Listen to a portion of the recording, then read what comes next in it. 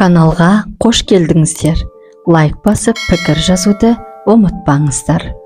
Қазір көпшілігіміз ояу мен ұйқының шекарасында, түс пен өңнің арасындағы нәзік кеңістікте жүрміз. Бұл сәттерде тылсым әлем бізге үн қатып, бейсаналық деңгейде терең шындықтарды ашып түсуде. Түс арқылы көреген көріністер жай ғана иллюзия емес, олар бізге сана деңгейіндегі шынайы процестердің көрінісі. Соңғы кезде көп адам бір бейнені қатар көріп жатыр. Үлкен ғарыш кемесі және оған іріктеліп кіріп жатқан адамдар. Бұл кездейсоқтық емес. Бұл үндестік заңының нақты іске асуы.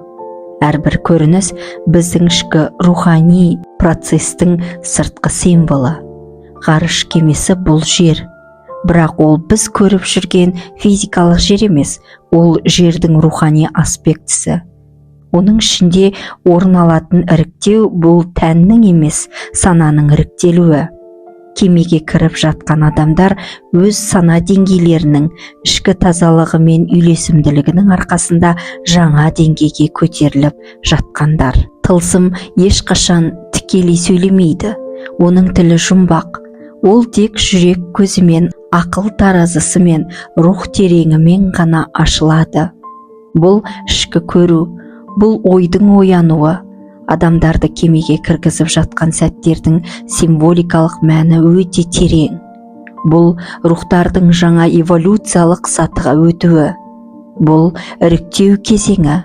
Бұл сана арқылы жердің жаңа кеңістігіне көшу. Біздердің сол кемеде жүргенімізді үздіксіз көретін, адамдарды кіргізіп жатқанымызды көріп жүрген рухтар бар.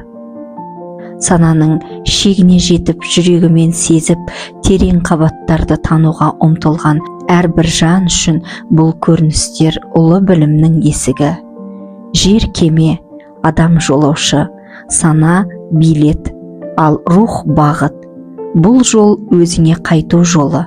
Бұл сапар шынайы оянуға бастайтын сапар.